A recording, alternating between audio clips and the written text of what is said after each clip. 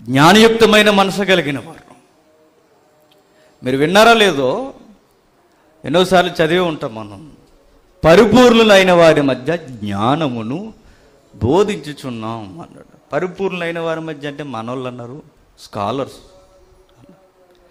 అట్లా లేదు భయ్య. అక్కడ పరిపూర్ణులైన వారి మధ్య అంటే డిగ్రీలు సంపాదించిన పట్టాలు పుచ్చుకున్న గురువులకు చెబుతున్నావు అని కాదు. అక్కడ మన వాళ్ళు అలాగే తయారయ్యారు. మన బ్యాచ్కి ఎలా ఉంటుందంటే అంతా గురువులు కూడా ఏం తెలియదు అంటాం, మరి గురువు దగ్గర నేర్చుకుని. చూద్దాం ఒకసారి కొరింథీయులకు రాసిన పత్రిక, మరలా వద్దాం ఒకసారి. ఎక్కడది? కొరింథీయులకు రాసిన పత్రిక 2వ అధ్యాయం 6వ వచనం. పరిపూర్ణులైన వారి మధ్య జ్ఞానమును బోధించుచున్నాము, అది ఈ లోక జ్ఞానము కాదు, నిరర్ధకులైపోతున్న ఈ లోకాధికారుల జ్ఞానము కాదు గాని దేవుని జ్ఞానము మర్మమైనట్టుగా బోధించుచున్నాము. ఇక్కడ స్కాలర్స్ కోసంగా చెప్పేది. పరిపూర్ణులు అన్న పదం ఏంటో తెలుసా? మెచ్యూరిటీ కలిగిన వారికి మేము బోధిస్తున్నాము, పిల్లలకు కాదు మేము చెప్పేది. ఏది మంచో ఏది చెడో గ్రహించగలిగిన వివేచన శక్తి ఉన్న వారికి ఈ సువార్తను మేము అందిస్తున్నాం అన్నాడు. ఎవరు? పౌలు గారు. మనకి శాస్త్రానికి రెఫరెన్స్ తగిలించి శాస్త్రవేత్తలకు మేము వాక్యం చెబుతున్నాం అన్నారు. ఇది ఈ రెఫరెన్స్ చూపించి అది కాదు. కానీ దీని అర్థం ఏంటంటే పరిపూర్ణులంటే మెచ్యూరిటీ కలిగిన వారికి. మెచ్యూరిటీ అంటే ఎవరు? మినిమం ఒక 13-14 సంవత్సరాలు పైబడిన ఎవడైనా మెచ్యూరిటీగా ఆలోచించగలడు. పరిపక్వత కలిగిన వారికి మేము వాక్యం చెప్తున్నాం, గ్రహించగలిగే శక్తి కలిగిన వారికి. మేము చెప్పేది ఈ లోకస్తుల జ్ఞానం వంటిది కదా. అప్పటికే స్కాలర్స్ ఉన్నారు కదా, తత్వజ్ఞానం ఎరిగిన వారు ఉన్నారు కదా. వారి లాంటి జ్ఞానం మేము చెప్పట్లేదు. అర్థం అంటూ నిరర్ధకమైపోతున్న గ్రీక్ ఫిలాసఫీ మేము చెప్పట్లేదు. మేము చెప్పేది ఏంటో తెలుసా? క్రీస్తును గూర్చిన సువార్తను మేము అందిస్తున్నాం అన్నాడు. ఆ సువార్తనే మేము అందిస్తున్నాం. ఎవరికి మేము అందిస్తున్నాం అంటే ఆలోచన సరళగలిగిన ప్రతి వ్యక్తికి చెబుతున్నాం. ఇప్పుడు మీరున్నారు, నా మాటలు అందరికీ అర్థం అవుతున్నాయా? అర్థం కావట్లేదా?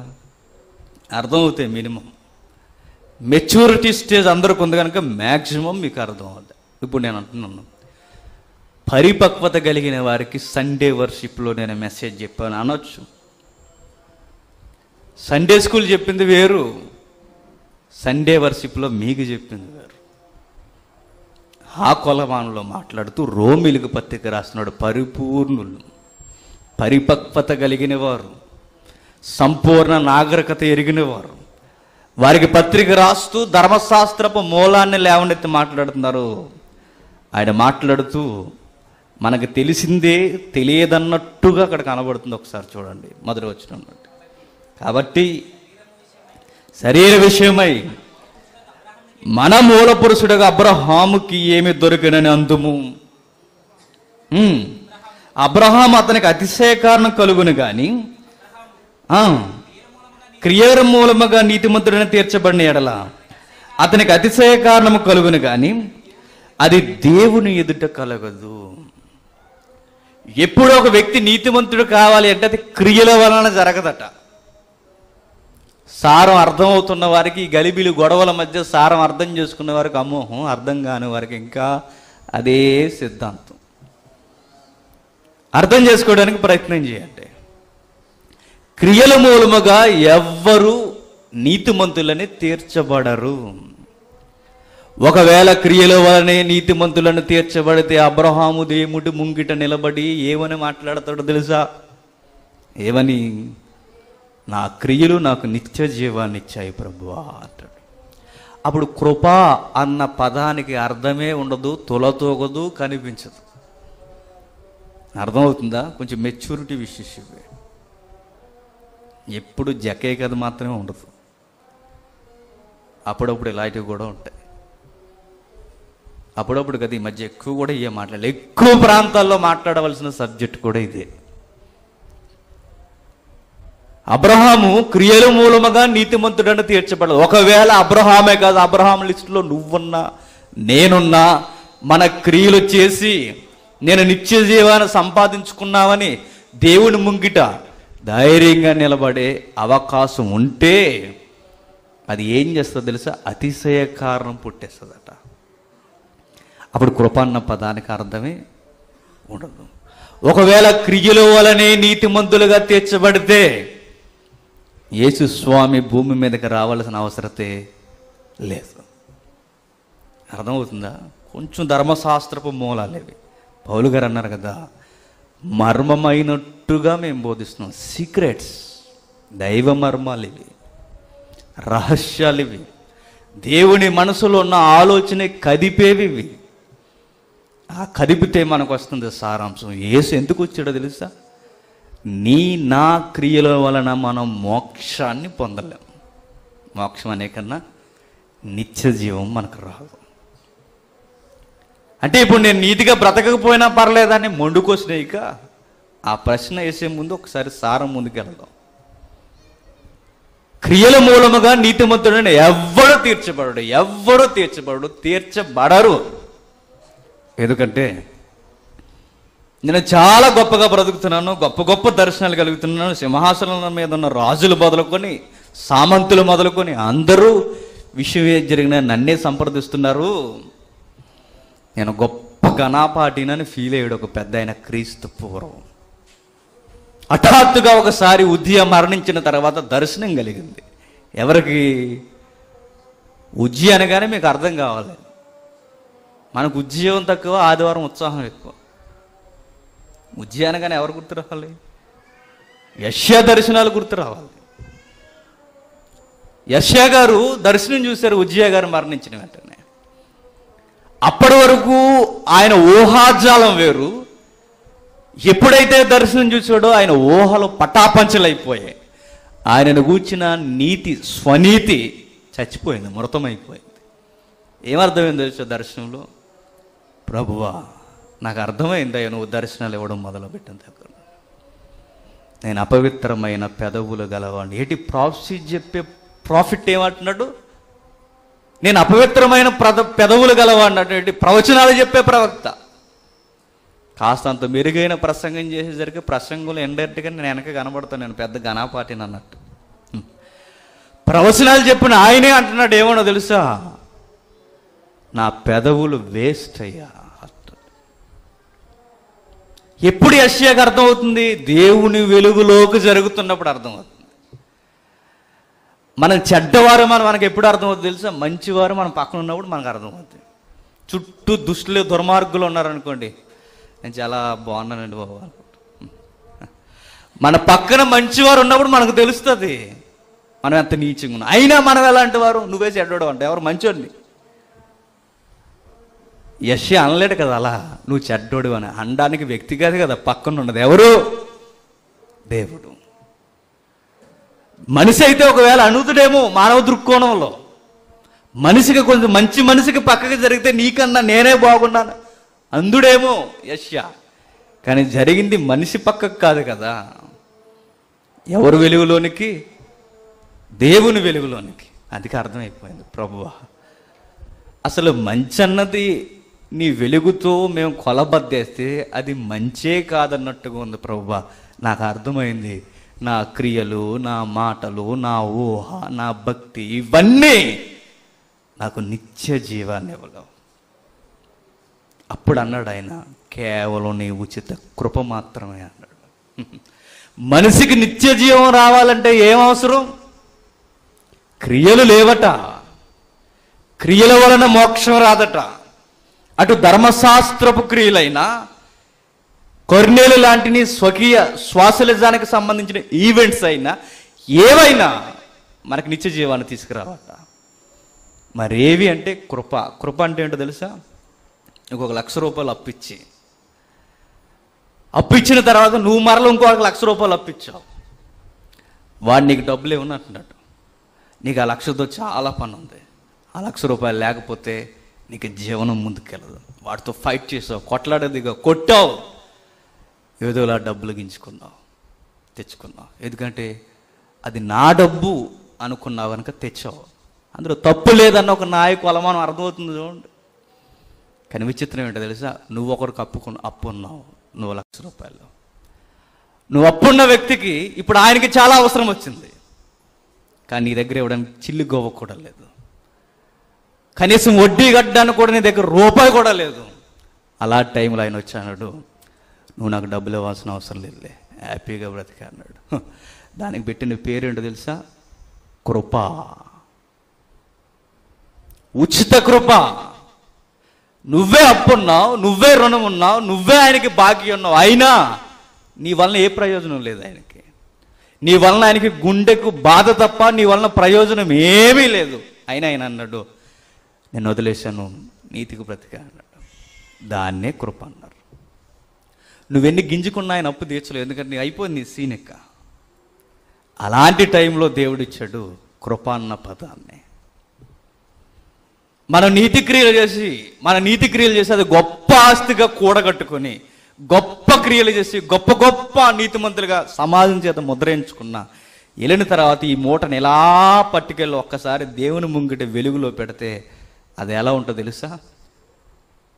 ఒక చెత్త కుప్పలా ఉంటుంది, పనికిరాని శ్మశానపు దెబ్బలా ఉంటుంది. ఏంటి? నీతి క్రియలు. దాన్నే అంటున్నాడు ఇప్పుడు పౌలు గారు లేవనెత్తి. చాలా పెద్ద పెద్ద మాటలు మాట్లాడాడు ఆయన. అందుకే క్రైస్తవ విలువలకు కేర్ ఆఫ్ ఫెడరస్ అయ్యాడు ఆయన. ప్రభు అంత బలముగా వాడుకున్నాడు ఎవరిని? పౌలు గారిని. పౌలు గొప్పతనం కాదు, కానీ క్రైస్తవ సిద్ధాంతం ఇది రైటా ఇది తప్ప, ఏది రైటు ఏది తప్పు అనగానే వెంటనే జడ్జిమెంట్ చేసుకోవడానికి జడ్జిగా ఎవరు పత్రికలు తీసుకుంటారో తెలుసా? పౌలు గారివే. విషయం ఏదన్నా లేవనెత్తే సమాజం, సార్వత్రిక సంఘంలో ఏదన్నా కుదరని సిద్ధాంతం బయటకు వస్తే వెంటనే అన్ని సిద్ధాంతాలకి అడ్డుకట్టలేసి గొప్ప సువార్త స్థానాన్ని అందించిన వ్యక్తి పౌలు గారు. అట్టి పౌలు, అంత మేధాశక్తి కలిగిన పౌలు అబ్రహాముని కొలమానం మీదకి తీసుకొస్తున్నాడు. ఇప్పుడు అబ్రహాం తెలుసు కదా మనందరికీ, ఎందుకు తెలియదు? మన పితరుడు కదా ఆయన అన్నాడు. అవును, ఆయన క్రైస్తవులకి పితరుడే, ఇస్లాం వారికి పితరుడే, అలాగే పాలస్తీనా భూభాగంలో నివసిస్తున్న ద్వంద్వ జనాంగం ఇశ్రాయేలీలకి యూదులకి కూడా పితరుడే. అందుకే మన అన్న పదం ధైర్యంగా వాడేశాడు. మన పితరుడైన అటు క్రైస్తవులకైనా అటు ఇశ్రాయేలుకైనా అటు యూదుల నుంచి వచ్చిన క్రైస్తవులకైనా ఎవరికైనా మన పితరుడైన అబ్రహాం అన్నాడు. అబ్రహాం ఏమైంది తెలుసు కదా ఆయన గురించి మీకు స్టేట్మెంట్. దేవుడు ఏమన్నాడు ఆయన్ని? నా స్నేహితుడు అన్నాడు. ఎవరిని? అబ్రహాంని. మరొక సారం కూడా ఉంది కదా మన పితరుల దగ్గర నుండి, ఏమని? విశ్వాసులకు తండ్రి అన్నాడు. అట్టి తండ్రిని కదపడం అంటే చిన్న విషయమే చెప్పండి. ఏమాత్రం పొరపాడొచ్చినా పౌలు గారినే సెడమడ తిట్టరు. ఇప్పుడు భక్తుల్ని కొలమానంలోకి తీసుకొచ్చామంటే కరెక్ట్గా వారిని ప్రజెంటేషన్ ఇస్తేనే ఒప్పుకుంటారు. ఏమాత్రం తేడా వచ్చినా సమాజ మందిరంలో ఎంట్రీ కూడా ఉండదు. ఎవరికి? పౌలు గారికి. పెద్ద విషయమే లేవనెత్తుతున్నాడు. ఇలాంటివి చాలా ఉన్నాయి. మన భక్తిని అభివృద్ధి చేసే సందర్భాలు, భక్తులు లేవనెత్తి మాట్లాడినవి ఎన్నో ఉన్నాయి, కానీ మనకి ఇవన్నీ కనపడవు. అని ఒక సహోదరుడు ఫోన్ చేశాడు, అన్న వెయ్యేండ్ల పాలన ఉంటుందా ఉండదా? ఇప్పుడు వెయ్యేండ్ల పాలన జరిగిపోతుంది అంటున్నారు, ఒకవేళ జరుగుద్దా జరగదా? నేను అన్నమాట ఒకటే, భయ్యా జరుగుద్దా జరగదు కదా. ఒకవేళ జరుగుతూ ఉంటే ఇందులో అయినా మనం ఉండాలి, ఒకవేళ జరగాల్సి ఉంటే అందులో అయినా ఉండడానికి ప్రయత్నం చేయాలి. ఇప్పుడు అక్కడ జరగబోయే దాంట్లో అక్కడ ఉండాలన్నా, జరుగుతున్న దాంట్లో ఎక్కడ ఉండాలన్నా మనం చేయాల్సింది ఏంటో తెలుసా? క్రీస్తును ఆనుకుని ఉండాలి భయ్యా అని చెప్పాను. అది కాదన్న జరుగుద్దా జరగదా? ఒకవేళ జరిగితే నువ్వు నేను అని చెప్పాను. ఒకవేళ జరుగుతూ ఉంటే ఎలాంటి దృక్కోణాలు ఉంటే నువ్వు నేను ఉండవు సుమా అని. అదిగా ఆయన డైరెక్ట్ ఆన్సర్ కావాలంటున్నాడు. ఒకరోజు బైబిల్ పట్టుకురా చెబుదాం అన్నాడు. ఇప్పుడు ఈ ఏండ్ల పాలన జరుగుద్ది అని నమ్మిన వాడికి పరలోకం ఇస్తానని లేదు. అక్కడ జరుగుతుంది అని నమ్మిన వానికి పరలోకం ఇస్తాడని లేదు. ఒకవేళ ఆయన పాలన జరుగుతుందని సారాంశం అయితే ఆ పాలనలో నువ్వు సభ్యుడిగా ఉన్నావా లేదా అన్నది ఇంపార్టెంట్. అర్థమవుతుందా? మెయిన్ విషయస్ మనం వదిలేస్తామండి. పనికిరాని బోర్డర్లు పట్టు తిరుగుతుంటాం మనం. ఆ చివరన బోర్డర్ దాటిపోయామంటే పక్క బోర్డర్లో ఉన్నది ఎవడో తెలుసు? ఎనిమి. ఎవడాడు? దుష్టుడు. ఆడి పని ఏంటో తెలుసా? అందరూ బంగారం ఎండి అవి దొంగలేస్తాడు. వీటి స్టైలే వేరు. నీ దగ్గర విత్తిన వాక్యాన్ని దొంగలిస్తాడు. వీడు వాక్యపు దొంగ. ఎవడు? దుష్టుడు. అందుకే బోర్డర్ దగ్గరికి అప్పుడు వద్దు. బోర్డర్ దగ్గరికి వెళ్ళాలంటే మంచి పికప్ ఉన్నప్పుడు వెళ్తే బాగుంటుంది. నీకు ఎప్పని ఆపరేట్ చేయకుండా బోర్డర్ దగ్గర తిరగడానికి ఏమో దాన్ని కాల్చుకుని నువ్వు కాల్ చేసుకుంటావు. అవునా కదా? అందుకే ఫస్ట్ ఈ విషయం చూద్దాం, లోపల అంతర్గతమైన విషయాలు చూద్దాం. ఇప్పుడు బహిర్గత అంతర్జాతీయ విషయాల తర్వాత చూద్దాం. పౌలు గారు అంటున్నారు చూడండి, రోమిలికి రాసిన పత్రిక 4వ అధ్యాయం మొదటి వచనం నుండి చిన్న మీకు ఒక రాయితీ ఇస్తా. చాలామంది ఫీల్ అవుతున్నారండి కదా ఆలస్యం అవుతుందని. మీకు చిన్న టెక్నిక్ చెప్పిన, మేము ఇలా రెఫరెన్స్ చూడడానికి కింద చూసినప్పుడు మీరు అలా లెగిసి వెళ్ళిపోండి. ఇలా చూసి చెప్తున్నప్పుడు ఎవరు లెక్కండి, చాలా డిస్టర్బెన్స్ అవుతాయి. చిన్న రాయితీ అది. కానీ విషయం ఏంటంటే మేము చూడకపోవచ్చు కానీ ఆయన చూస్తాడు. జాగ్రత్త, టైం వేస్ట్ అవుతుంది. వచ్చేదే సండే గంట, మళ్ళీ గంటలో మీరు గడియారాలు ఇంకా ప్రసంగికుడు ఇంకా చూస్తే ఎట్లా కుదురుద్ది అదంతా? అసలు భయభక్తులు లేవాయంటే నాకు అర్థం కాదు. బాధపడ్డంటే ఒక విషయం చెప్తాను. ఎక్కువ మంది సహోదరులు ఫోన్ చేసినప్పుడు అంటారు, అన్న మీ సంఘాన్ని చూడాలన్నా. నాకు నవ్వు వస్తుంది. మా సంఘాన్ని చూస్తారా? గొప్ప ఘనాపాటిలు ఉన్నారు బాబు మా సంఘంలో. బాబు ఎక్కడ ఇండియా వచ్చిన వెంటనే మీ సంఘానికి వస్తామని, ఇండియా వచ్చిన వెంటనే మీ సంఘానికి రండి బాబు, ఘనాపాటిలు అందరూ మా సంఘంలోనే ఉన్నారు. అందరికీ ఆదర్శంగా ఉండడానికి ప్రయత్నం చేయండి.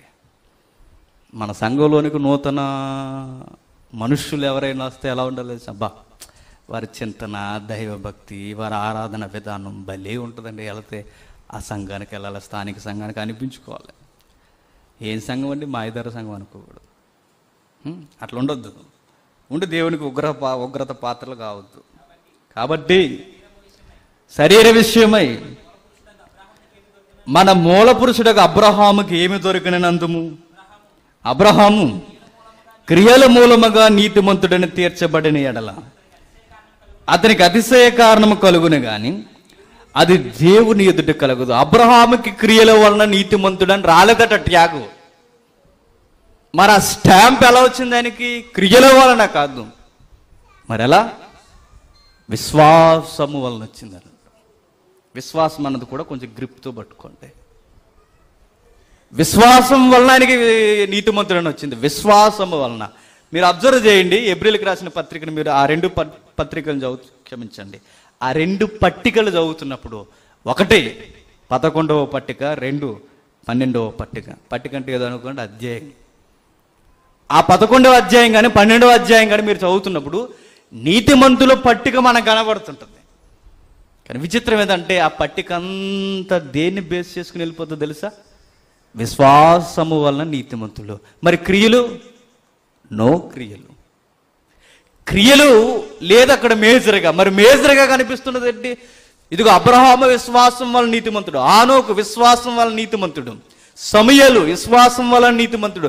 విశ్వాసము వలనే నీతిమంతుని పట్టికలో చేర్చబడ్డారు. వారి విశ్వాసమును బట్టి నీతిమంతులని ధృవీకరింపబడ్డారు. మరి క్రియలు ఏమైపోయాయి అంటే ఇప్పుడు మీరు అనుకోవచ్చు, అంటే మనం మీటింగ్స్ గట్రా చేయకరొద్దా అని జనరల్ కోసం ఎన్నో వచ్చేస్తే మీకు అదే అదే అదే అది అర్థం కాకే చివరికి మనకు బుర్ర తిరగడం ఎక్కువైపోయి మనం గొప్ప క్రియలు చేసేస్తున్నాం, పక్కడు ఏం చేయట్లేదు అంటాం. అలాగే తయారైపోయాం మనం అందరం. నువ్వు చేసే సేవ అంతా, నేను చేసే సేవ అంతా, నీకు వస్తుంది పరలోకం, నాకు వస్తుంది. ఇది ఈ కొలమానం ఎలా ఉందో చెప్పండి. ఒకరోజు వారు ప్రార్థన చేశారు ఇద్దరు. ఎవరు? పరిసయ్యుడు, సుంకరి. వాడు అదే కొలమానం. ఈరోజు మన క్రియలను బట్టి, అంటే దేవుడి పనిని బట్టి, దేవుడి యొక్క చేస్తున్న పరిధిని బట్టి మనం కూడా ఉప్పొంగిపోతున్నాం, అతిశయిస్తున్నాం. మనం కూడా తెలియకుండానే స్వనీతి గర్వం మనలో విలయతాండం చేస్తుంది, పొంగింపజేస్తుంది. నువ్వు బాగా చేస్తున్నావు దేవుని పని, బాగా చేస్తున్నావు దేవుని పని. చాలామంది పొగుడుతున్నప్పుడు నాకు కొంచెం ఎకారంగా ఉంటుంటుంది.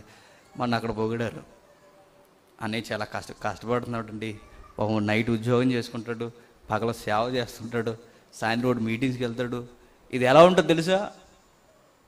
దేవుని ఎదుటి ఎక్కిరించేలా ఉంటుంది. ఆయన బెస్ట్ ఎగ్జాంపుల్ చెప్పాడు. ఉదయం నుంచి సాయంత్రం వరకు పని చేయించి సాయంత్రం వచ్చి యజమాని అంటాడు ఆ పని కూడా చేసి వెళ్ళిపో, భోజనం చేసేలా అడగడు, ఆ పని కూడా చేసేలా అంటాడు. చెయ్యాలి మనం దాసులం కనుక. అంత కష్టపడ్డాడు, ఇంత కష్టపడ్డాడు, అది అసలు పొగడానికి మీరు గమనించండి. నాకు ఏ ప్రసంగికుని పొగడాలనిపించదు, పొగడకూడదు కూడా. అది మన పని అయ్యా, మన బాధ్యత. మన పాలకులం కాదు కదా, దాసులం. మనం పని చేయవలసిన వారు. చేస్తున్న పనికి మనలో కొలబద్దు పెడుతున్నామంటే ఏమంటాడు? ఇప్పుడు బట్టల షాపులో ఒక పన్నోడు ఉన్నాడు అనుకోండి, ఆ పనంతా సాయంత్రం ఈరోజు అన్ని రోజుల కన్నా ఈరోజు బాగా ఎక్కువ అమ్మేసానండి, ఈరోజు శాలరీ పెంచండి అంటే ఏమంటాడు? చిన్నోర్మి నెలంతా ఒకటే శాలరీ అంటాడు. మళ్ళీ ఈ రోజు ఆ రోజు అని కొలత చేస్తాడు, నువ్వు నెలకే జాయిన్ అయ్యావు. మనం కూడా మన నెల కాదు, మన జీవితం ఒక శాలరీ ఉంది మనకి. ఆ శాలరీ కూడా వచ్చేది మనం చేస్తున్న పనిని బట్టి కాదు. ఆ శాలరీ కూడా ఏంటో తెలుసా? కృప అన్నాడు. అంతే. నువ్వు 60 ఏళ్ళు దేవుడి కొరకు అసూలు బాసి కిడ్నీలు తీసేసి గుండెకాయ తీసేసి ఇంకా రక్తం ఇచ్చేసి అన్నీ చేసేసిన శరీరమును తీరేసుకున్నా దాన్ని బట్టి నిత్య జీవం రాదు. ఎందుకంటే పరలోకాన్ని సాధించడానికి ఏ కొలబద్దేస్తావు నువ్వు? అందుకే దేవుడు అన్నాడు, దేన్ని బట్టి నీ కొలమన్నాడు. నువ్వెక్కడైతే ఓడిపోయావో అక్కడే మళ్ళీ నిన్ను తట్టి నిలబెట్టడానికి యేసుక్రీస్తు వచ్చాడన్నమాట. అదే కృప. ఆయన గురించి ఒక మంచి వచనం ఉంది, ఎన్నోసార్లు చదివేసి ఉంటారు. ఈ సందర్భంలో ఒకసారి కదపండి, బాగుంటుంది. అది యోహాను సువార్త 1వ అధ్యాయం. యోహాను సువార్త 1వ అధ్యాయం. కృప అన్నది ఎంత మేజర్ విషయం ఒకసారి మీరు గమనించాలి. 1వ అధ్యాయం 14వ వచనం. ఆ వాక్యము, ఏ వాక్యము? మొదటి నుండి చెప్పుకొస్తున్న వాక్యం. ఒకసారి చూడండి, ఈ సారం మీకు అర్థం కావడానికి. మొదటి వచనం నుండి, ఆది యందు వాక్యం ఉండెను, వాక్యము దేవుని యొద్ద ఉండెను, వాక్యము దేవుడై ఉండెను, ఆయన ఆది యందు దేవుని యొద్ద ఉండెను, సమస్తము ఆయన మూలముగా కలిగెను, కలిగి ఉన్నది ఏది ఆయన లేకుండా కలగలేదు, కలిగి ఉన్నది ఏది ఆయన లేకుండా కలగలేదు.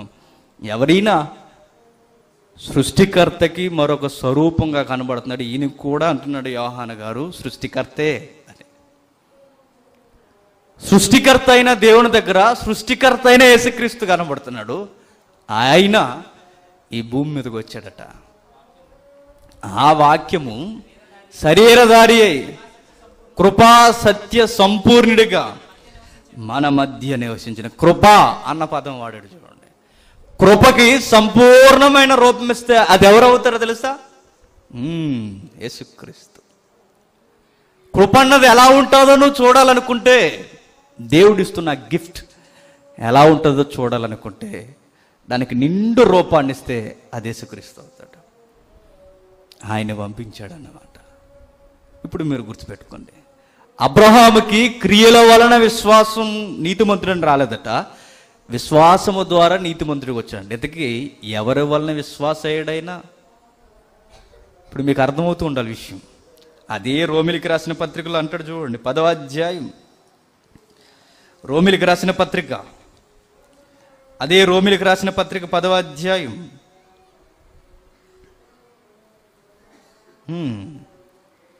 ఇంటి వలన విశ్వాసం. 17వ వచనం. కాగా వినుట వలన విశ్వాసము కలుగును, వినుట క్రీస్తును గూర్చిన మాట వలన కలుగును. విశ్వాసం అన్నదానికి పునాది ఏదని చెబుతున్నాడు తెలుసా? యేసుక్రీస్తు. ఇప్పుడు అబ్రహాము కూడా నీతిమంతుడిగా తీర్చబడాలి అంటే రోమపత్రిక సారాంశంలోనే తెలుస్తుంది.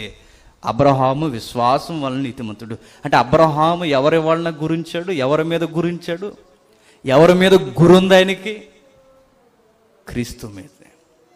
మరి అబ్రహాము కుమారుని బలిచ్చినప్పుడు ఆ బలిని బట్టి నీతిమంతుడు కాదా? కాదు అంది బైబిల్. మీకు ఇప్పటికే బైబిల్ పరిజ్ఞానం అంటే కొన్ని మాటలు మీ మైండ్లో తిరుగుతూ ఉండాలి. యాకోబు గారు ఇచ్చిన స్టేట్మెంట్స్ అవన్నీ. ఆయనేమంటాడు? క్రియలేని విశ్వాసం మృతం. ఇదేంటి మరలా? పెద్ద ఆయన పౌలు ఎలా అంటున్నాడు? ఆయన కూడా పెద్ద ఆయనే, 12 మందిలో ఒక మెంబర్. ఎవరు? యాకోబు గారు. ఆయనేమంటున్నాడు? విశ్వాసం ఉండి క్రియ లేకపోతే మృతం అన్నాడు. ఈయన అంటున్నాడు క్రియల వలన నీతిమంతులు కాదంటున్నాడు. చాలామంది విశ్వాసం కదిపారు కానీ ఇవ్వాల్సిన సారం ఇవ్వకుండా పోయారు. అదే బాధ. దేవుని కృపను బట్టి మనం ఆలోచించడానికి ప్రయత్నం చేద్దాం. నేను చెప్పేది కూడా సంపూర్ణమని ఫిక్స్ అయిపోకండి. ఇది ఒక అడుగు మీరు ముందుకు వెళ్ళడానికి.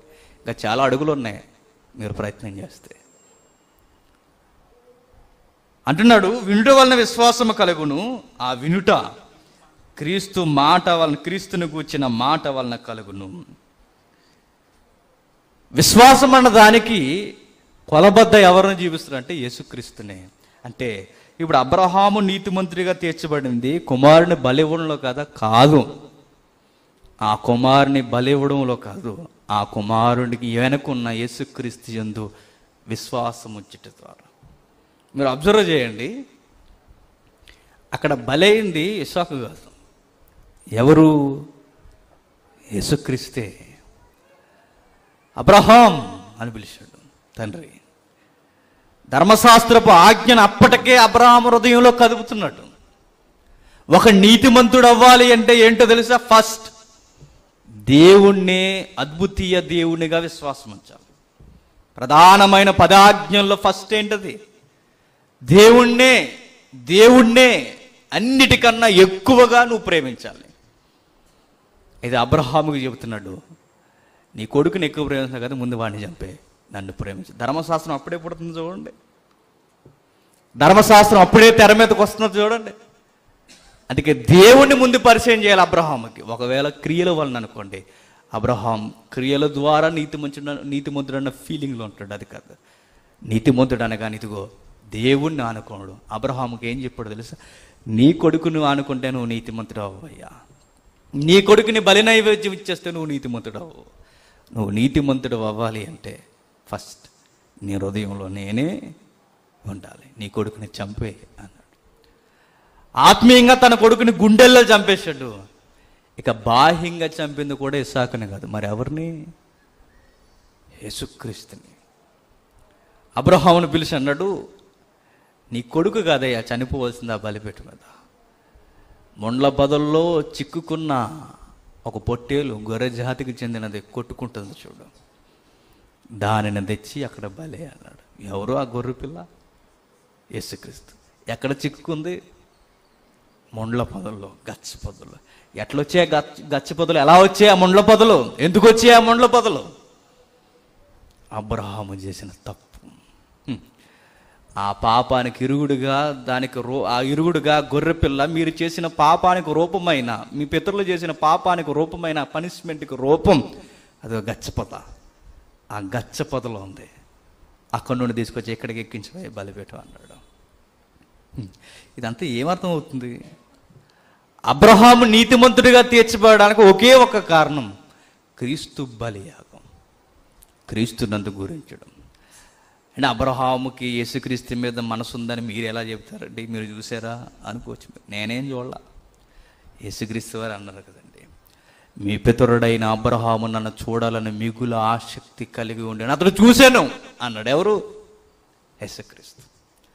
ఆయన నన్ను చూడాలని ఎంతో కుతూహలం కలిగి ఉన్నాడు. మీ అబ్రహాం మీకు తండ్రి, నాకు తండ్రి కాదు, ఆయన నాకు కుమారుడు.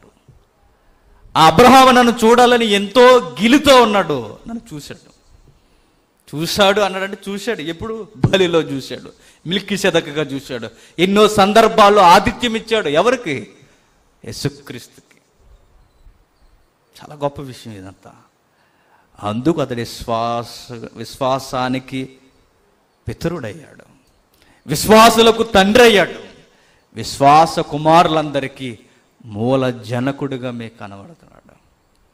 అంటే అబ్రహాముకి క్రియలను బట్టి విశ్వాసంగా, అబ్రహాముకి కాదు, నీకైనా నాకైనా, నువ్వు అబ్రహాం అని పేరెట్టుకున్నా నువ్వు కూడా విశ్వాసిగా తీర్చబడాలి అంటే, నీతిమంతుడిగా ధృవీకరింపబడాలి అంటే అబ్రహాము గురినే నేను చూడాలి. కానీ మనకు తెలియని ఒక రహస్యమైన మన జీవితాల్లో ఉన్న ఒక దుర్బోధ ఏంటో తెలుసా? మంచిగా బతికేస్తే చాలే మోక్షం వచ్చేస్తుంది అనుకుంటాం. అలానే మంచిగా బతకొద్దన్న అంట్లా, ఆ మంచి పరలోకం తేదు అంటున్నాను. ఆ మంచిని మీద కట్టబడి ఆ మంచిని ఇంకా దేవుని ఎదుట వెలుగుగా ప్రకాశింపజేసేది ఒకటి ఉంది. అది క్రీస్తునందలి విశ్వాసమే అన్నాడు. నేను అర్థమవుతాయి మీకు ఆధ్యాత్మిక చింతన ఇందులో మీకు అర్థమైతే దేవునికి ఈరోజు కొంచెం దగ్గర జరుగుతారు, లేదంటే ఇంకా కొంచెం చాలా దూరంగా ఉంటారు. అర్థం చేసుకోవడానికి ప్రయత్నం చేయండి. రండి, రోమిలకు రాసిన పత్రిక. చెప్పాడు కదా దైవజనుడు, రోమిలకు రాసిన పత్రిక అర్థం కావాలంటే ఏం తాగాలట? టీ ఎలగలేదు కానీ నీళ్ళు తాగుతున్నా. టీ తాగాల్సిందే. అదే రోమిలకు రాసిన పత్రిక. శరీర విషయమై మన మూలపితరుడైన అబ్రహాముకి ఏమి దొరికినందుము, అబ్రహాము క్రియల మూలముగా నీతిమంతుడని తీర్చబడిన ఎడల అతనికి అతిశయ కారణము కలుగును గాని అది దేవుని ఎదుట కలుగుతుంది. అబ్రహాముకి క్రియల వల్ల ఒకవేళ అతిశయ కారణం కలిగినా దేవుని ముంగిటికి వెళ్తే ఏమవుద్ది? అది దేవుని ఎదుట కలుగుతట. ఎందుకు? యెషయాకి జరిగింది అదే కదా. అప్పటి వరకు తన ఎదుట తాను అతిశయ కారణంతో ఉన్నాడు. దేవుని ఎదుటికి వెళ్ళేసరికి అతిశయ కారణం ఏమైంది? ఆవిరైపోయింది. నీ నా ఎడల అబ్రహాము గొప్ప కనిపించవచ్చు ఒకవేళ క్రియలు చేసి, ఆ క్రియలను పట్టుకుని దేవుని ఎదుటికి వెళితే అది దేవుని ఎదుట అతిశయ కారణముగా నిలబడదు. ఎందుకంటే ఒక శాస్త్రి అన్నట్టుగా ఎవడు పర్ఫెక్టు అన్నట్టుగా ఎవడు పర్ఫెక్ట్ కాదన్నమాట. ఎందుకంటే అట్యాక మనం తగిలించుకోలేం.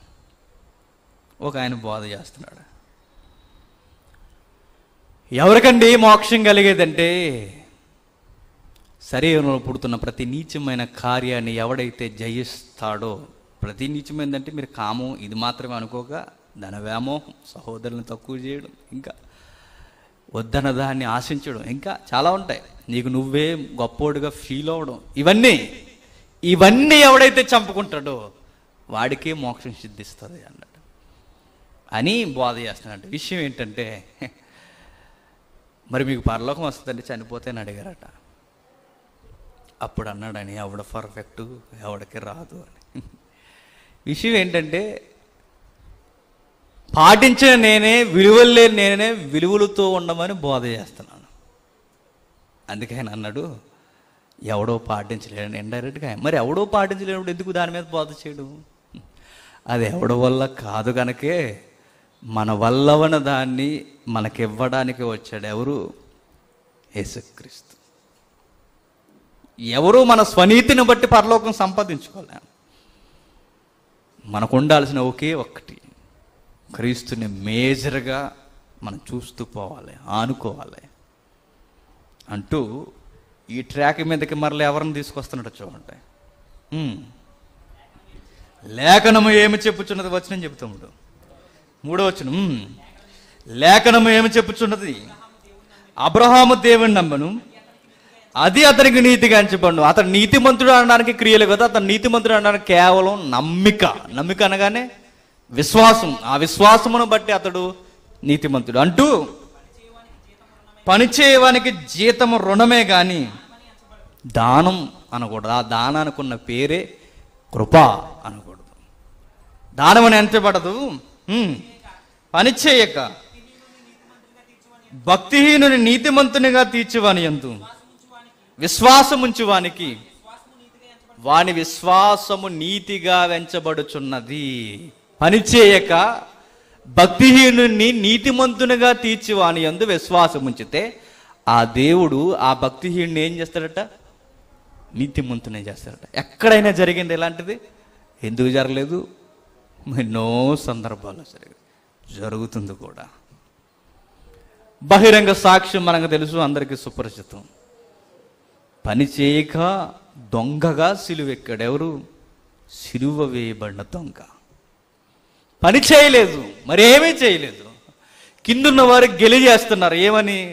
నువ్వు రక్షించుకొని మమ్మల్ని రక్షించవయ్యా, నువ్వేటి లోకాన్ని రక్షించేదని దారంటి పోతున్న యోధ జనాంగమంతా యేసుక్రీస్తున్న మాటల చేత గిల్లుతున్నారు.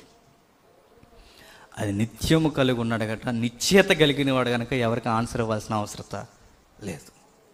అయితే ఒకడు మాత్రం గురిపెట్ట చూశాడు, ప్రభువా నీతో పాటు నన్ను కూడా తీసుకెళ్ళవా అన్నాడు. ఇప్పుడే అడిగేస్తున్నావు ఏంటయ్యా? అప్పుడే కాదు నువ్వు అడగాల్సింది, మరణించి తిరిగి లేచిన తర్వాత అడుగు అనలా. ఏమన్నాడు? రేపు నాతో పాటు నీవు కూడా పరదేశంలో ఉంటావు అన్నాడు. అంతే. పని చేయలేదు, పని చేయని వాడిని ఎలా తీర్చిదిద్దాడు? నీతిమంతుడిగా. ఏం పని చేశాడు? పబ్లిక్ మీటింగ్లో ప్రసంగం చేశాడా? శిలువ మీద ఏలాడాడు. ఏం పని చేశాడు? సంఘాన్ని ఏమన్నా నడిపించాడా? లేదే. ఏజెన్సీ ప్రాంతాలకు పోయేమో సువార్త చేశాడు. అది చెయ్యొద్దని కాదు, దానిని బట్టి ఆయనకి మోక్షం కాదు. మరి ఆయనకి ఎలా మోక్షం వచ్చింది? ఒకే ఒక్క కొలబద్ద వేలాడుతున్న ఆయనకు అర్థమైంది, ఎవడిని బట్టి నీతిమంతుడిగా తీర్చబడలేదు. ఇదిగో నా పక్కన ఏ తప్పు చేయకుండా వేలాడుతున్న ఈయన బట్టే నాకు నిత్య జీవాన్ని గుర్తించాడు. వెంటనే ఆ నమ్మికను బట్టి బలా, రేపు నాతో కూడా నువ్వు కూడా ఉంటావు అన్నాడు. అసలు నిత్య జీవం అంటే ఏంటో చెప్పనా? చూద్దాం ఒకసారి. యోహాను సువార్త 17వ అధ్యాయం. యోహాను సువార్త 17వ అధ్యాయం 3వ వచనం. యోహాను సువార్త 17వ అధ్యాయం 3వ వచనం. అద్వితీయ సత్యదేవుడు అయిన నిన్నును నీవు పంపిన యేసుక్రీస్తుని ఎరుగుటయే నిత్య జీవము. అది అసలు విషయం. మనకి నిత్య జీవం అన్న దానికి అర్థం ఏంటో తెలుసా? యేసుక్రీస్తుని గుర్తించి యేసుక్రీస్తు మీద విశ్వాసం ఉంచడమే నిత్య జీవానికి అర్థం, పరమార్థం. మీరు బైబిల్ని ఎక్కడ కదపండి, ఈ కోణంలో మీరు ఎక్కడ కదిపినా ఆ ఎండింగ్లో నీకు కనిపించేది ఒకే ఒక్కరు, యేసుక్రీస్తు. ఒకరోజు ఫాతిమా లెటర్ రాసిన తండ్రికి. ఫాతిమా బేగం లెటర్ రాస్తూ, తండ్రి మీరు చెప్పిన క్రియలన్నీ నేను చేస్తున్నాను తండ్రి, మీరు చెప్పిన ఆచారాలన్నీ నేను పాటిస్తున్నాను, నాకు నిత్యజీవం వస్తుందా అని అడిగింది ఫాతిమా బేగం. అమ్మా తల్లి, ఈ డౌట్ నీకే కాదు నాకు కూడా డౌటే, నేను నిత్యజీవం వెళ్తాను లేదు అంతే అన్నాడు. ఎవరైనా? ఇస్లాంకి మూలకర్త ముహమ్మద్. చదవండి కావాలంటే పోయి. తన కూతురు లెటర్ రాసింది ఏమని? తండ్రి మహమ్మద్, మీరు చెప్పినవన్నీ నేను ఆశ్రయిస్తున్నాను, నాకు నిత్య జీవం వస్తుందా అని అడిగింది. ఆయన అన్నాడు మరల ఉత్తరం సమాధానం రాస్తూ, నాకు కూడా డౌటే తల్లి అన్నాడు. మీరు ఏ మతాన్ని కదపండి, ఎక్కడికి పోండి, ఏ మతం జోలికి వెళ్ళినా వచ్చే పెద్ద క్వశ్చన్ మార్క్ ఏంటో తెలుసా? ఇన్ని చేస్తున్నాం కదా, నాకు నిత్య జీవం వస్తుందా అన్న ప్రశ్న మిగిలిపోద్ది. తలనీలాలు ఇస్తాం హైందవ సిద్ధాంతంలో. 12 సంవత్సరాలకు ఒకసారి నీళ్ళతో స్నానం చేస్తాం. చేసేసాం కదా, ఇక పోయాయి అనుకోవడానికి వీలు లేకుండా మరలా ఈ నీళ్ళాలు ఇస్తాం, ఆ నీళ్ళలో ములుగుతాం, మరలా 12 సంవత్సరాలు వచ్చిన తర్వాత మళ్ళీ ములుగుతాం. ఇదికి దేనికయ్యా ములుగుతున్నా అంటే పాపాలన్నీ కడిగేసుకోవడానికంటే. మరి ఒకసారి ములిగితే సరిపోద్ది కదా. 12 ఎందుకు ములుగుతున్నావు? 12 నదులు ఎందుకు తిరుగుతున్నావు దేశం చుట్టూ? గిలి లోపల ఒక డౌట్ ఉంది చూసారా? వెళ్తానా? అదే ఆ గిలిలో చూశారు, ఆ డౌట్ ఉంది చూశారు. మోక్షానికి లేదా నిత్య జీవానికి నేను వెళ్ళగలను. ప్రతి మతంలో ఆ డౌట్స్ ఉన్నాయి. ఇస్లాంలో ఉంది, ఐంధవ్యంలో ఉంది, క్రైస్తవ్యంలో కూడా ఉంది. ఏంటో చెప్పనా?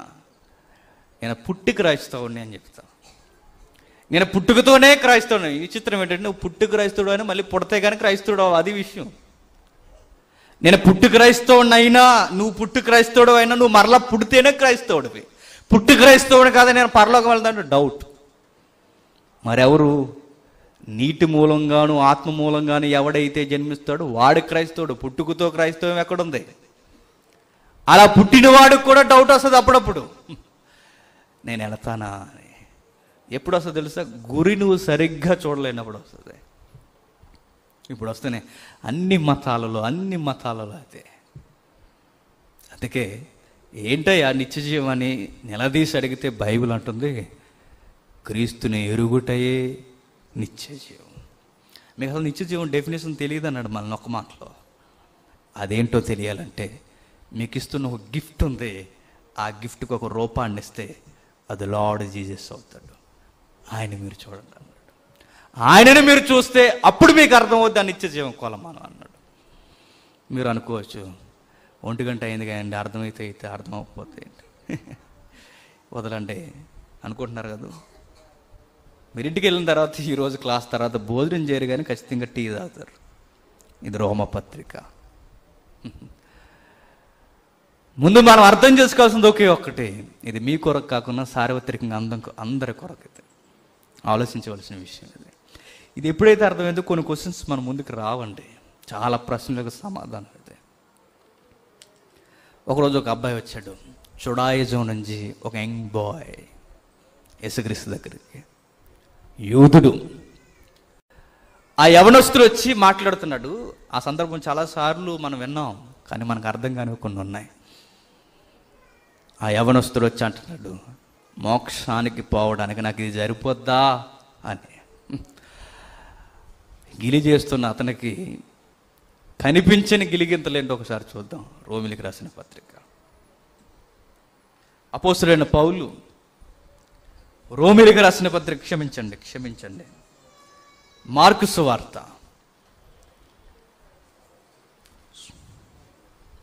10వ అధ్యాయం, మార్కు సువార్త 10వ అధ్యాయం 17వ వచనం నుండి.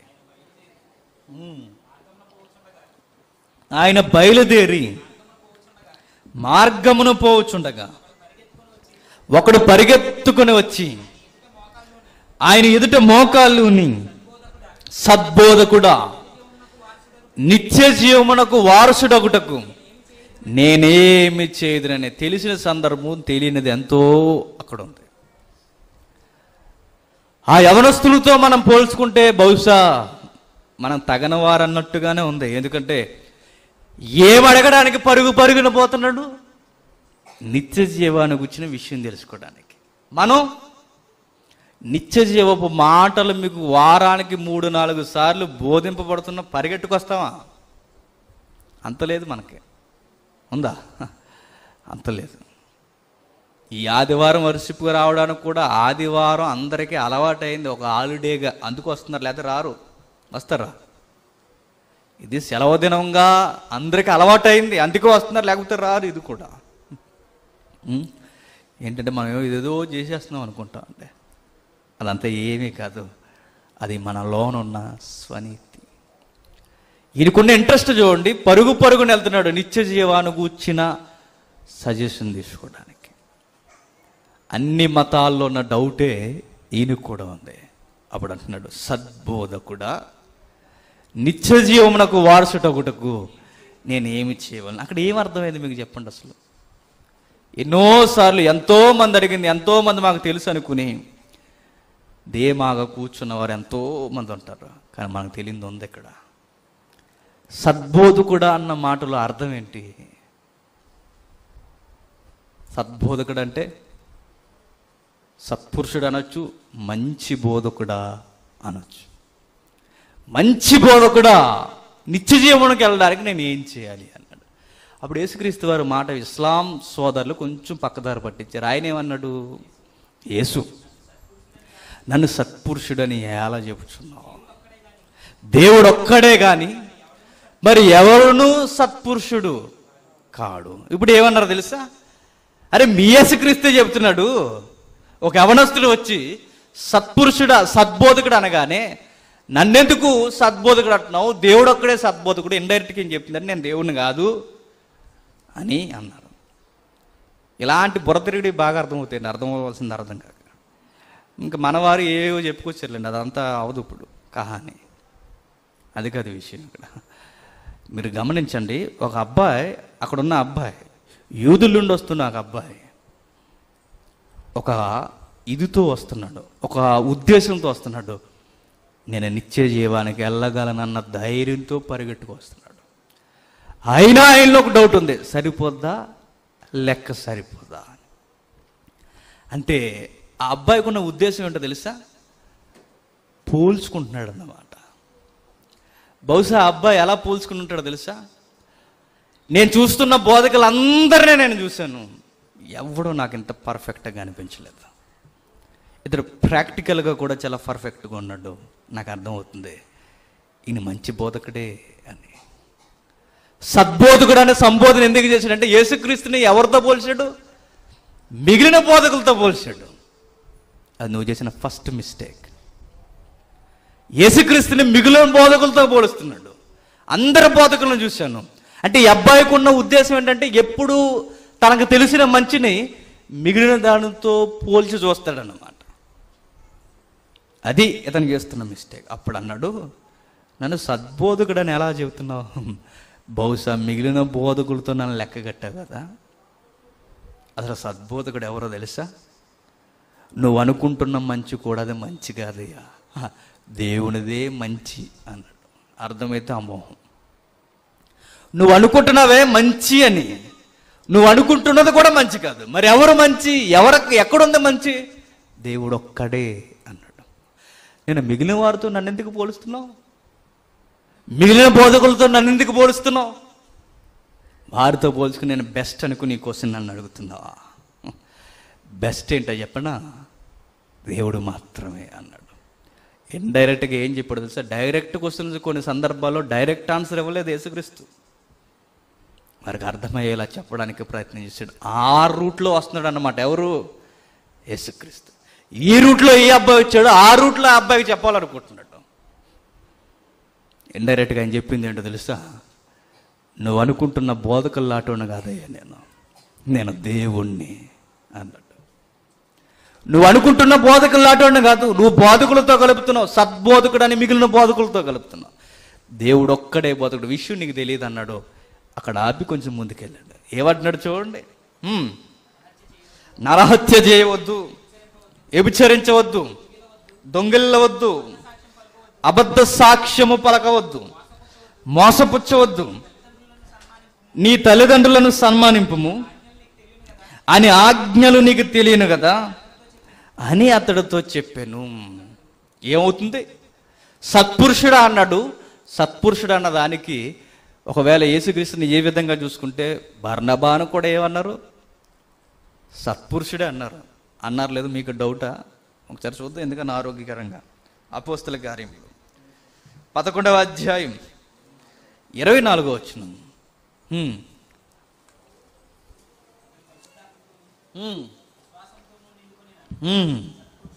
సత్పురుషుడు. ఇప్పుడు బర్నబాకి యేసుక్రీస్తుకి ఒకే ట్యాగ్ వర్తిస్తుందా? కుదరదు. అందుకే అబ్బాయికి చెప్తున్నాడు, సత్పురుషుడు అని నన్ను ఎలా చెబుతున్నావు? నేను నువ్వనుకుంటున్న బోధకులు అటుండు కాదు, నేను దేవుణ్ణి అని చెబుతున్నాడు. చెబుతూ ఆయన అంటున్నాడు, కొన్ని ఆజ్ఞలు లేవనెత్తాడు. ఏమేమి ఆజ్ఞలు? ధర్మశాస్త్రంలో ఉన్న మేజర్గా 10 ఆజ్ఞలు. ఆ 10 ఆజ్ఞల్లో ఏమేమి ఆజ్ఞలు చెప్తున్నాడు చూడండి. నరహత్య చేయవద్దు, వ్యభిచరించవద్దు, దొంగిల్లవద్దు, అబద్ధ సాక్ష్యం పలకవద్దు, మోసపుచ్చవద్దు, నీ తల్లిదండ్రులను సన్మానింపుము అనే ఆజ్ఞలు నీకు తెలియను కదా అని అతనితో చెప్పాను. ఆ అబ్బాయి అంటున్నాడు, ఇవన్నీ నేను బాల్యం నుండే పాటించేస్తున్నాను అన్నమాట. మీకు బైబిల్ పరిజ్ఞానం ఉంటే అక్కడ పట్టుకోవాలి. అక్కడ 2 ఆజ్ఞలు, ప్రధానమైన ఆజ్ఞలు 2 మిస్ అయ్యాయి చూడండి. ఒకటి, నీ పూర్ణ హృదయముతో నీ దేవుణ్ణి ప్రేమించాలి. ఫస్ట్ మేజర్ అదే. అది చెప్పలేదు ఆయన. రెండోది ఏంటో తెలుసా? నిన్ను వలే నీ పొరుగువాన్ని ప్రేమించు. అది చెప్పలేదు, మిగిలినవి చెప్పాడు. ఎందుకో తెలుసా? ఆ అబ్బాయిలో లేనివి 2 ఉన్నాయనుకుని స్వనీతితో బ్రతికేస్తున్నాడు. లేనిది ఏంటంటే ఆ 2 లేవు. అది నేర్పించాలనుకుంటున్నాడు. నన్ను అడిగితే ఈ అబ్బాయి మనకన్నా చాలా ముందంజలోనే ఉన్నాడు కొంచెం. ఎందుకంటే మనకన్నా కొన్ని మంచివి పాటిస్తున్నాడు, మనం అవి కూడా పాటించాం. అందులో చిన్న ఆజ్ఞ ఒకటి ఉంది, చిన్నదేం కదా, చాలా పెద్దది. అబద్ధము ఆడవద్దు. అబద్ధం ఆడకుండా ఉంటాం మనం అనేసి, అయ్యో నేను అలా అనలేదు అంటాం మనం. అబద్ధం ఆడవద్దు, దొంగలేలవద్దు. దొంగలేలవద్దు అంటే ఏంటి? దొంగలేలవద్దంటే వస్తువులే అనుకోకండి. దొంగలేలలో చాలా వస్తాయి, అవి కూడా మనం చేస్తాం. కాబట్టి ఇవన్నీ మనం పాటించడం, ఇక్కడే మనం ఓడిపోయామే. మరి యేసుక్రీస్తు వారు చెప్తున్న ఆ 2 ఆజ్ఞల దగ్గరికి ఆ అబ్బాయి ఒకవేళ వెళ్ళినా అవి కూడా అతను ఫుల్ఫిల్ చేయవు. ఎందుకంటే అందులో ఒకటి ఉంది. అదేంటో తెలుసా? ఫస్ట్ నీ దేవుని నువ్వు తెలుసుకోవాలి, నీ పొరుగు వాన్ని ప్రేమించాలన్నాడు. అది ఎలా చెబుతున్నాడు చూడండి, ఎంత బాగా యేసుక్రీస్తు వివరిస్తున్నాడు చూడండి ఆ అబ్బాయికి. అందుకు అతడు 20 నుండి, అందుకు బోధకుడా, బాల్యము నుండి ఇవన్నీ అనుసరించుతూనే ఉంటేనని చెప్పాను. యేసు అతన్ని చూసి అతన్ని ప్రేమించి నీకు ఒకటి కొదువుగా ఉన్నది. అంటే యేసుక్రీస్తు వారి మాట కొంచెం వ్యతిరేకంగా మాట్లాడుతున్నాడు లేదు ఈ అబ్బాయి? మాట్లాడుతున్నాడు. యేసుక్రీస్తు వారు ఎంత దయామయుడు, కరుణామయుడు అంటే తనకు వ్యతిరేకమైన వారిని కూడా ప్రేమిస్తాడు ఆయన. అదే ఆయన గొప్పతనం. ఇక్కడ యేసుక్రీస్తు ఆ అబ్బాయిని ప్రేమిస్తున్నాడు. నిజానికి ఆ అబ్బాయి బాలేదు, బాగోకపోయినా ప్రేమిస్తున్నాడు. నువ్వు నేను బాగున్నావా? ఆయన మనం ప్రేమిస్తున్నాడు. యేసుక్రీస్తులో ఉన్న గొప్ప గుణం ఏంటంటే ఆయనను ప్రేమించేవారే కాదు, ఆయనను ప్రేమించిన వారిని కూడా ఆయన ప్రేమిస్తాడు. మనం ఎవరిని ప్రేమిస్తాం? మనల్ని ప్రేమించే వారిని మనం ప్రేమిస్తాం. మనల్ని గిల్లిన వాళ్ళు ఏం చేస్తాం? పెద్ద దుర్మార్గుడండి బాబు అని చెప్తాం. ఆయన అలా చెప్పడు. ఆయన చేతిలోకి మేకులేసిన వారిని కూడా ప్రేమించాడు. ప్రభువా వీరికి ఏమీ తెలియదు అన్నాడు. అది యేసులో ఉన్న గొప్పతనం. ఆ అబ్బాయిని ప్రేమిస్తున్నాడు ఎంతగా అంటే ఈ అబ్బాయిని ఎలా అయినా సరే నిత్య జీవాన్ని నడిపించాడు. అప్పటికి ఆ అబ్బాయి ఎలా ఉన్నాడు తెలుసా? స్వనీతితో కొట్టుకుపోతున్నాడు. స్వనీతితో కొట్టుకుపోతున్న అబ్బాయిని కృపనివ్వాలనుకుంటున్నాడు. అప్పుడు అన్నాడు, నీకు నిత్య జీవం రావాలని నీ కుతూహలం ఉంది, ఇవన్నీ పాటించేస్తున్నావా? నీకు తెలియని విషయం ఏంటంటే నువ్వు ఒకటి పాటించలేకపోతున్నావు. అదే ఇప్పుడు సారని చెప్తున్నాడు. పాటిస్తున్నానన్న దృక్కోణంలో ఉన్నాడు, పాటించలేదని ఒక విషయం చెప్తున్నాడు. ఏమని? యేసు అతన్ని చూసి, అంటే ఆ రోజు ఎలా చూస్తుంటాడు చెప్పండి? నేను అన్ని బాల్య నుండి పాటిస్తున్నాను ప్రభు అనగానే ఆ లుక్కులోనే ఉంది నువ్వు సరిగ్గా లేవు అని. కొంతమంది సూపులతో చెప్తారు, ఎలా కింద నుంచి పైకి చూసారంటే నీకు అంత సీన్ లేదులే అని. కొంతమంది ఎక్కువ మాట్లాడుతుంటారు చూసారా, చాలా ఓవర్. ఆ నిజానికి అతనికి ఆ స్కేల్ లేదు, ఆ కొలమానం లేదు, కానీ ఎక్కువ మాట్లాడుతుంటారు. మీరేమనొద్దు, ఒకసారి అలా చూడండి, ఓకే బ్రదర్ అని. అడికి అర్థమైపోద్ది, మైండ్ ఉంటాయి. ఇంకా మాట్లాడుతుందంటే ఇంకోసారి చూడండి, వీడికి అర్థం అవుతుంది. సూపుని బట్టి కూడా చెప్పొచ్చు. యేసు అతని వైపు చూశాడు, అతను ప్రేమించి నీకొకటి కొదువుగా ఉన్నది, నీ వెళ్ళి నీకు కలిగినవన్నీ అమ్మి బేదలకిమ్ము, పరలోకమందు నీకు ధనము కలుగును, నీవు వచ్చి నన్ను వెంబడించమని చెప్పను. మోక్షానికి మార్గం దొరుకుతుంది చూడండి, నిత్య జీవానికి ఆధారం దొరుకుతుంది చూడండి. నువ్వు వెళ్ళి ఏం చేస్తావు తెలుసా? నీ పొరుగువాడిని ప్రేమించు. పొరుగువాడిని ప్రేమించడం అంటే నీకున్నదంతా అమ్మి ఇచ్చే. ఇక్కడేమనుకున్నారు తెలుసా? సోషల్ ఎలిమెంట్స్ అనుకున్నారు. సోషలిజం ఉందో చూసారా? సోషల్ దృక్కోణం, సామాజిక దృక్కోణం. ఎక్కువ మంది ఏమనుకున్నారంటే ఈ విధముగా చేస్తే మోక్షం వచ్చేస్తుంది అనుకున్నా. అది చేయమంటలా, మేజర్ అది కాదు. ఫస్ట్ నువ్వు చేయాల్సింది ఏంటో తెలుసా? ఇవన్నీ చేసిన ఫస్ట్ నేను ఇబ్బంది పెట్టేది ఏంటో తెలుసా? నీ ఆస్తి. యేసుక్రీస్తు అన్నాడు, నీ ఆస్తి కన్నా నీకు ఎక్కువగా ఇంపార్టెంట్ ఏంటంటే వచ్చే నా వెనక అన్నాడు.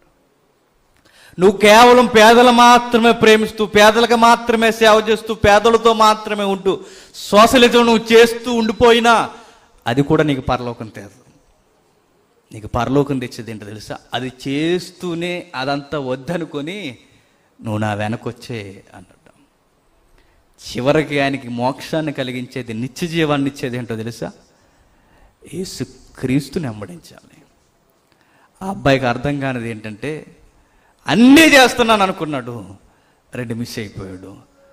ప్రధానముగా నీ పూర్ణ హృదయముతో నీ దేవుణ్ణి ప్రేమించాలి. ఇప్పుడు పూర్ణ హృదయంతో దేవుడిని ప్రేమించమంటే ఇక్కడ ఎవరు కనబడుతున్నారు దేవుడిగా? యేసుక్రీస్తే. నీ ఆస్తిని వదిలి నా వెనక వచ్చారు అంటే ఇప్పుడు నీ ఆస్తి కన్నా ఎవరెక్కువ తెలుసా నీకు? నేనే ఎక్కువ. నీ బంధువుల కన్నా నేనే ఎక్కువ అవ్వాలి, నీ ఆస్తి కన్నా నేనే ఎక్కువ అవ్వాలి, నీ పేరు ప్రఖ్యాతుల కన్నా నేనే ఎక్కువ అవ్వాలి, నీ చుట్టూ ఉన్న జనాంగం కన్నా నేనే ఎక్కువ అవ్వాలి. టోటల్ నీ లైఫ్లో నేనే ఉండాలి. అప్పుడు నీకు నిత్య జీవం అన్నాడు. వచ్చే అన్నాడు. ఇన్ని చేసినా, ఇన్ని జరిగించినా యేసు లేని సేవ చివరికి ఏమవుతుందో తెలుసా? శూన్యమైపోతుంది. అందుకే చెయ్యి. నీ ధనం మీద ప్రేమ ఉంది కదా, నీ ధనము కన్నా నేను ఎక్కువ. నా దగ్గరకు వస్తున్నప్పుడు దాన్ని ఏం చేస్తా తెలుసా? దాన్ని తీసుకెళ్ళి పేదలకు ఇచ్చే. పొరుగు వాడిని ప్రేమించు. ధర్మశాస్త్రంలో ప్రధానమైన 2 ఆజ్ఞలు ఉన్నాయి. ఒకటి, నీ దేవుని ప్రేమించాలి. 2, నీ పొరుగు వాడిని ప్రేమ. ఇవి లేకపోతే నువ్వు పరలోకం రావయ్యా అన్నాడు. అంతే. అప్పుడు అర్థమైపోయింది శిష్యులకి. అప్పుడు శిష్యులకి మనలాంటి వారు కదండి, ట్రైనింగ్లో ఉన్నారు పాపం అప్పటికి. అప్పుడు వారేం అడుగుతున్నారో చూడండి. చూడండి, చూడమంటే అలా ఎరగా చూడక టీ తాగుతారా? రోమపత్రిక 10వ అధ్యాయం 23 వచ్చిందండి. చుట్టూ చూసి, ఇది బెస్ట్ ఎగ్జాంపుల్, అందరూ గమనించండి అన్నాడు శిష్యులందరినీ. దేవుని రాజ్యములో ప్రవేశించుట ఎంతో దుర్లభమని తన శిష్యులతో చెప్పాను.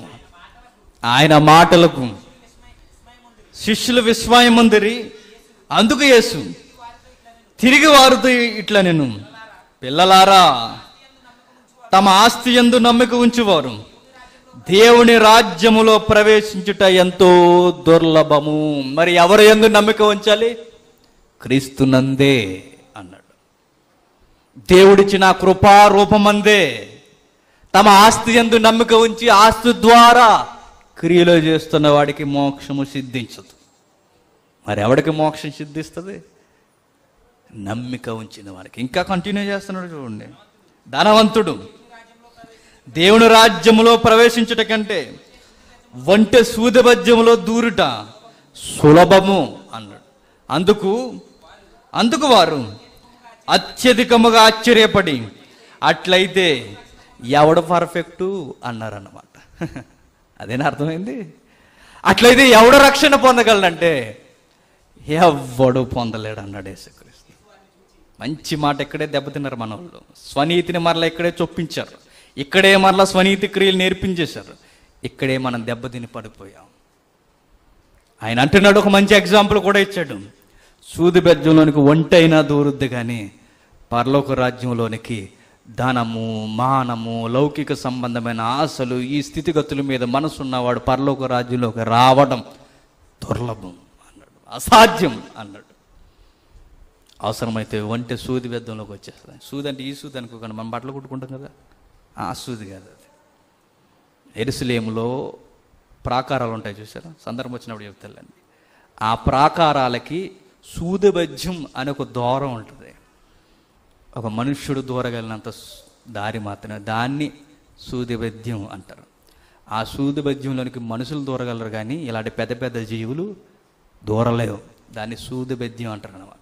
ఆ సూదిబెజ్యంలోనికి, ఆ ప్రాకారపు సూదిబెజ్యంలోనికి వంటైనా దూరుద్ది కానీ పరలోక రాజ్యంలోనికి ఈ లౌకిక సంబంధులు మాత్రం రారు అన్నాడు.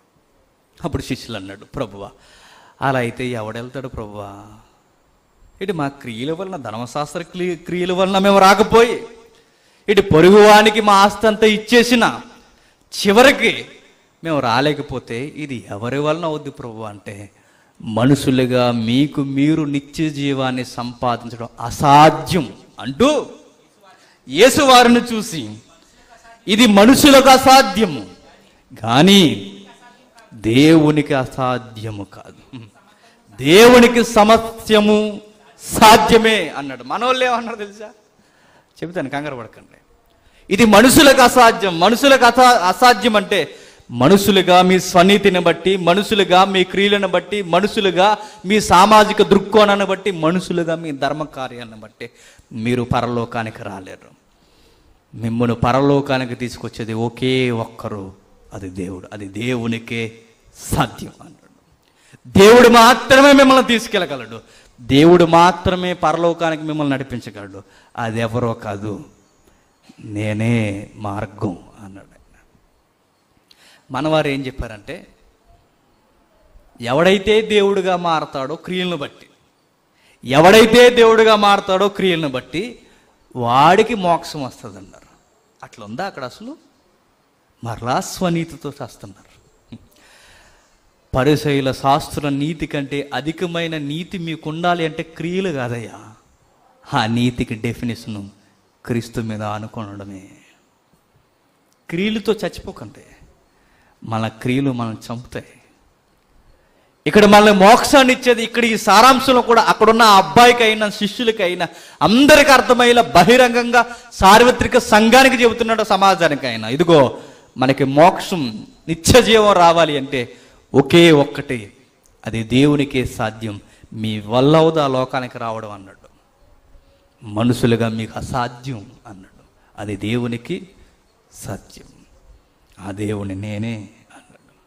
నా ద్వారానే నిత్య జీవం అన్నాడు. ఇప్పుడు మీకు డౌట్ రావచ్చు, మరి యాకోబు గారు క్రియల మూలముగానే నీతిమంతులను తీర్చబడతారు, విశ్వాస సంబంధమైన క్రియలు అన్నాడు కదా, మరి దాని సంగతి ఏంటి అని చూద్దాం. ఒకసారి చూద్దామా, వెళ్ళిపోదామా? చూద్దాం అన్నవారు చెయ్యొద్దండి, ఎత్తకపోతే చెయ్యి అంటాడని కదా. యాకోబు పత్రిక 2వ అధ్యాయం, యాకోబు పత్రిక 2వ అధ్యాయం 17వ వచనం నుండి 14 నుండా. నా సహోదరులారా, క్రియలు లేనప్పుడు ఎవడైనను తనకి విశ్వాసము కలదని చెప్పిన ఎడల ఏమి ప్రయోజనము? అట్టి విశ్వాసం అతన్ని రక్షింపగలదా? సహోదరి అయినను దిగంబరులై ఆనాటికి భోజనము లేక ఉన్నప్పుడు మీలో ఎవరైనను శరీరమునకు కావలసినవి ఇయ్యక సమాధానముగా వెలుడి, చలిగాసుకొనుడి, తృప్తి పొందనని చెప్పిన ఎడల ఏమి ప్రయోజనం? యాకోబు గారు ఏమి లేవనెత్తున్నాడు చూడండి. మనకి రోమపత్రిక మీకు మైండ్లో ఉంటే ఇది కొంచెం స్టేట్మెంట్ వ్యతిరేకం అన్నట్టుగా ఉంటుంది, కానీ వ్యతిరేకం కాదు. అది మనమే రెండింటికి వ్యతిరేకం. అవి రెండు సరైన కొలమానవే. సహోదరులారా, క్రియలు లేనప్పుడు ఎవడైనను తనకి విశ్వాసం కలదని చెప్పిన ఎడల ఏమి ప్రయోజనం అంటున్నాడు. అట్టి విశ్వాసం అతన్ని రక్షింపగలదా? నీ విశ్వాసానికి క్రియలు ఉండాలట. అక్కడ ఆయన అన్నాడు, విశ్వాసం ఉంటే చాలు, క్రియలు అవసరం లేదన్నాడు. క్రియలంటే ఏంటి యాకోబు అని అడిగితే ఆయన ఎగ్జాంపుల్ చెబుతున్నాడు. సహోదరుడైనను సహోదరి అయినను దిగంబరులుగా ఉంటే వారికి వస్త్రములు ఇవ్వకుండా జాగ్రత్తగా ఉండండి. కుశల ప్రశ్నలు, కుశల సమాధానం చెప్పేవారు కదా ఆయనకు కావాల్సినది. శారదీసేవారు ఆయనకు కావాలన్నాడు. ఈ దుఃఖానం ఎక్కడిది అంటే ఆయన అంటున్నాడు, క్రియలోనిది అన్నాడు. అర్థమవుతుందా మీకు? కిందికి మాట్లాడుతూ ఆయన అంటాడు, క్రియలేని విశ్వాసం.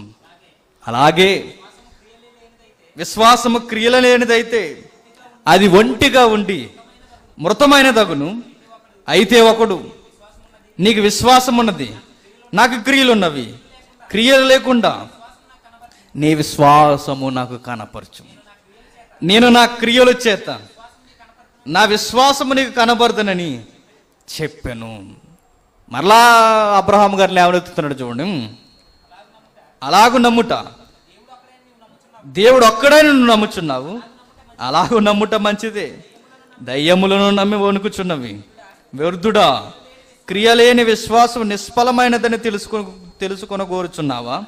మన పితరుడైన అబ్రహాము తన కుమారుడైన ఇస్సాకుని బలిపీఠం మీద అర్పించినప్పుడు అతడు క్రియల వలన నీతిమంతుడని తీర్పు పొందలేదా? విశ్వాసము అతని క్రియలతో కూడా కూడి కార్యసిద్ధి కలుగజేసిననియు, క్రియల మూలముగా అతని విశ్వాసము పరిపూర్ణమైనదనియు గ్రహించుచున్నాము కదా. మరలా ఇక్కడ వచ్చింది అబ్రహాము సందర్భం. అక్కడ ఆయన ఏమన్నాడు? అబ్రహాము క్రియల వలన నీతిమంతుడు అవ్వలేదు, అబ్రహాము విశ్వాసం వలన నీతిమంతుడు అయ్యాడు అన్నాడు. ఈయన అంటున్నాడు, విశ్వాసం ఉన్న ఆయన క్రియలు చేసి నీతిమంతుడు అయ్యాడు అంటున్నాడు. ఎవరు? యాకోబు గారు. ఈ రెండిట్లో ఒక సన్నటి తీగ పోతుంది. ఆ సన్నటి తీగే ప్రేమ అన్నాడు. ఆ ప్రేమకు రూపమే యేసుక్రీస్తు. అబ్జర్వ్ చేయండి బాగా. విశ్వాసము, క్రియలేని విశ్వాసం. విశ్వాసం ఎవరు ఉంచాడు? అబ్రహాం. యేసుక్రీస్తునందు. యేసుక్రీస్తునందు అబ్రహాము విశ్వాసం ఉంచితే అప్పుడు అబ్రహాం ఏం చేశాడు తెలుసా? క్రియ చేశాడు. అబ్రహాము ఏ క్రియలు చేయలేదని చెప్తున్నాడు తెలుసా పౌలు గారు? అక్కడ యేసుక్రియలు కాకుండా ధర్మశాస్త్రపు క్రియలు చేస్తే అతిశయంగా కలుగుద్ది. ఎవరికి? అబ్రహాముకి. అబ్రహాము ఏ క్రియలు చేయలేదంటే ధర్మశాస్త్ర క్రియలు చేయలేదు. అబ్రహాము ఏ క్రియ జరిగించాడంటే క్రీస్తుకు సంబంధించిన క్రియ జరిగించాడు. అది బలియాగం, విశ్వాసపు క్రియ. ఇక్కడ మీరు గమనించండి, సహోదరుని ప్రేమించే క్రియ కొరకు చెబుతున్నాడు. సహోదరుని ప్రేమించే క్రియ, ఈ భావజాలం ఎక్కడిది? యేసుక్రీస్తులో ఉన్నది. నువ్వు విశ్వాసం ఉంచావా, ప్రభువుని కనపరచుము అని చెప్పి ఇక్కడ కాంటెక్స్ట్. అందుకే క్రియ అంటే ఏంటి, క్రియ అంటే ఏంటి, క్రియ అంటే ఏంటంటే కొంచెం ఎక్స్ప్లెయిన్ ఇచ్చాడు ఎవరు, యాకోబు గారు. ఆ క్రియ ఏంటో కాదు, ఇదిగో అబ్రహాము కనపరిచాడే యేసుక్రీస్తు యొక్క క్రియలు అవే. అబ్రహాము ఏ క్రియలు చేశాడు? మోక్షపు క్రియలు చేశాడా? మోక్షానికి, నిత్య జీవాన్ని సంపాదించుకోవడానికి సంబంధించిన క్రియలు చేశాడా? లేదే. ఆయన చేసిన క్రియ ఏంటో తెలుసా? రక్షణ భాగ్యాన్ని దృశ్య రూపంలో బలిపీఠం మీద చూపించిన క్రియ, అదే విశ్వాసపు క్రియ. ఇట్టి క్రియలు సహోదరులు ఇళ్ళ మీరు కనబరచండి అంటున్నాడు.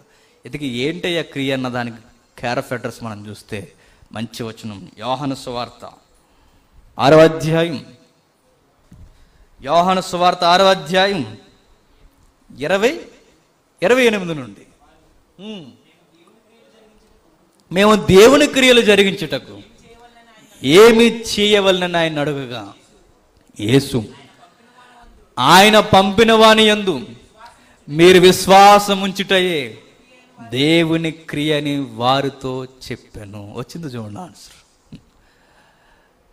మీరు క్రియలు చేయాలని కుతూహలం ఉన్నారు కదా, ఆ క్రియలు మీరు అనుకుంటున్న సమాజ సంబంధమైన క్రియలు కాదు. దేవుడు ఒక క్రియను నియమించాడు. ఆ క్రియ ఏంటో తెలుసా? దేవుడు పంపిన వాని యందు మీరు విశ్వాసం ఉంచుటయే క్రియా అన్నాడు. దేవుడు ఎవరిని పంపాడు భూమి మీదకి? మరొక దేవుడిని భూమి మీదకి పంపాడు. ఎవరా దేవుడు? యేసుక్రీస్తు. ఇది దేవునికి సాధ్యము, మనుషులకు అసాధ్యము. మన మోక్షం పోవడానికి, నిత్య జీవం పోవడానికి మనం అసాధ్యం, మనం ఓడిపోయాం, దెబ్బతిన్నాం. ఆ మహిమ గల జీవితంలో మన పితరులు ఓడిపోయారు. ఆ పోయిన దాన్ని మరలా మనకివ్వడానికే యేసుస్వామి దేవుడు దీనుడుగా భూమి మీదకి వచ్చాడు, మనల్ని నిలబెట్టాడు. ఆయన యందు మన విశ్వాసం ఎప్పుడైతే ఉంచామో ఆయన మనం కనపరుస్తాం. ఆయన కనపరచడం అంటే ఏంటో తెలుసా? క్రియలు చేయడు. ఏ క్రియలు? సత్క్రియలు అన్నాడు. ఏ సత్క్రియలు? యేసుకు సంబంధించిన క్రియలు. అప్పుడు అవి చేస్తే మనకు సిద్ధించేది ఏంటో తెలుసా? మోక్షం. అది కూడా కృపను బట్టే. ఆ రోజు మోసేని నడిపించినది ఆ కృపే. ఆ రోజు ఏలియాని కాపాడింది ఆ కృపే. భక్తులందరినీ సంధించి నిలబెట్టింది ఆ కృపే. ఈరోజు మనల్ని కూడా పరలోకానికి తీసుకుపోయేది ఆ ఉచిత కృపే. ఆ కృప సత్య సంపూర్ణుడు యేసుక్రీస్తు. ఇది ఒక భాగం మాత్రమే, చాలా ఉంది ఇందులో. మనకు అర్థం కానిది ఏంటంటే, యేసుక్రీస్తు ఎందుకు వచ్చాడంటే ఒకే ఒక్క మాట, మాదిరి జీవించడానికని మాత్రమే ఆగిపోయాం.